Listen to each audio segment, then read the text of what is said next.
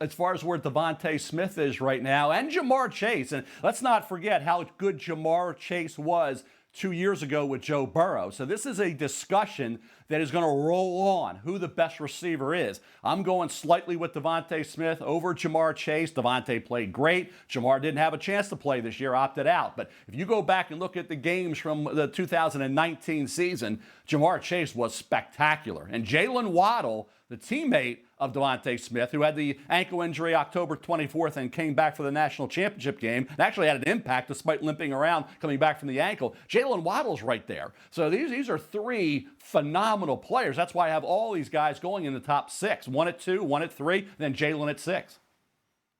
Mel, since you've been covering the draft, typically, as I was telling the guys earlier, when you get into the top 5 of the draft at our position, the receiver position, right, you're typically big guys, right? Me, 6'4", Calvin Johnson, Julio Jones, A.J. Green, big yep, body, A.J. Green, just big guys. These receivers are on the smaller side.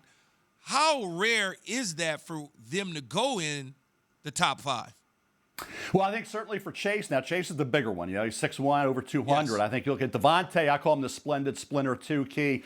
He is spectacular. Just the way he goes about his business. He always draws those comparisons to Marvin Harrison. I get that. I started that a long time ago. People kind of jumped on the Marvin Harrison comp there. But Jaylen Waddle is a special entity as well. And you look around the NFL, it doesn't matter size-wise now what you're doing with it being a space game and a different game than it has been over the years. It's evolved into this, and these receivers are flourishing right away. That's one thing I noticed when you look at receivers. It used to be a process to learn the routes and adjust to being up against great corners where you're not in college. Now the high school game, the college game has all been just like the NFL, and really ahead of the curve for what the NFL is. They kind of brought this play to the NFL, and all these receivers are now coming in, and from day one are looking like they've been in the league for 5 years. Go back and look at last year's draft. First, second, third round, and all those guys had such an impact right away. They didn't look like rookies. They looked like, some of those guys were underclassmen. They looked like they'd been in the league for 4, 5, 6 years. So it's a different ball game entirely right now, the way these receivers are transitioning so quickly to the NFL.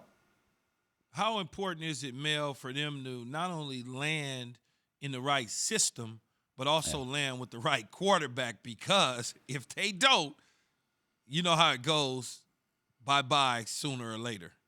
Yeah, and I think when you look at Sam Darnold, he didn't have the weapons. Now, Denzel Mims is an emerging former second-rounder out of Baylor. Now you add DeVonta Smith. Sam Darnold's a quarterback. Remember that final year at USC? He didn't have the great talent around him. He had lost a lot of key players. We pointed that out August prior to that final campaign for Sam. Don't expect the numbers to be equal to what they were. They were going to be down a little bit. So I think you have to be realistic in how you look at these quarterbacks in college based on who was there. And I certainly now with Sam, if you bring in DeVonta, you have 2 at Miami, you bring in Jamar Chase, and then you think about Jaylen Waddle and where he can end up with the Philadelphia Eagles helping out Carson Wentz. So I think all these guys, if in fact Darnold remains with the Jets as their quarterback, and 2 in Miami, that whole Deshaun Watson talk is going to impact somebody. You know, who, and whether the Jets want to maybe move on from Darnold and draft their own quarterback, I wouldn't do that. Darnold has a higher grade for what I had coming out of Darnold than what Wilson and Fields will have. So I would stick with Sam Darnold if I'm the Jets, but I get the Deshaun Watson talk. That's really intriguing. That's something that I would do if it's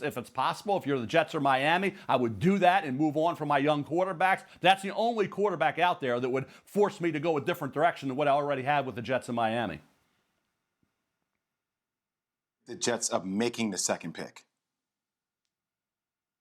You know, I think when you look at the Jets, the Deshaun Watson talk, for Miami or the Jets, if you can make that move and give up some of that draft capital and get a defined franchise quarterback, not one who may be, but one who already is, and you're in a division with Josh Allen, that for Miami or the Jets would make a lot of sense. And obviously Deshaun is better than Sam Darnold. So I get the reason why the Jets, I certainly understand why Miami would do that. I would do that. But if you can't, if Deshaun Watson remains in Houston or goes somewhere else, if I'm the Jets, I'm sticking with Sam Darnold. I'm not drafting Zach Wilson or Justin Fields.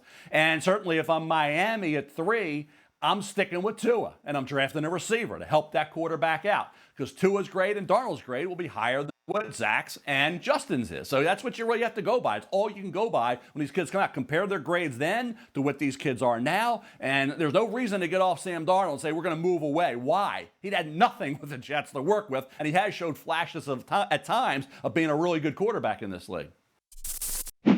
Thanks for watching ESPN on YouTube. For live streaming sports and premium content, subscribe to ESPN Plus right now.